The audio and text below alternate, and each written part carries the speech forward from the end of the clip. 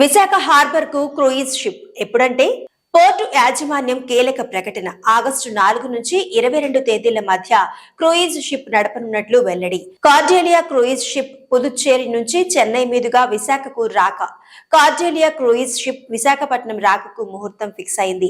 Visakhapatnam port నుంచి cruise ship రాకపోకలపై కీలక ప్రకటన వెలువడింది. విశాఖను అంతర్జాతీయ పర్యాటక యవనికపై నిలిపే క్రూయిజ్ టెర్మినల్ పూర్తి హంగులతో సిద్ధమైంది. కేంద్ర పర్యాటక శాఖ విడుదల చేసిన 38.50 కోట్లు, విశాఖ పోర్టు ట్రస్ట్ 57.55 కోట్లు, మొత్తం 96.05 కోట్లతో Vizag international cruise terminal ICT నిర్మించారు. 2000 మందిని తీసుకెళ్లగల సామర్థ్యం గల క్రూయిజ్లు నిలిపేందుకు వీలుగా ఈ టెర్మినల్ సిద్ధం చేశారు. ఈ టెర్మినల్ లో కస్టమ్స్ అండ్ ఇమిగ్రేషన్ సేవా కౌంటర్లు, రిటైల్ అవుట్లెట్లు, డ్యూటీ ఫ్రీ షాపులు, ఫుడ్ కోర్టులు, లాంజ్లు ఏర్పాటు చేశారు.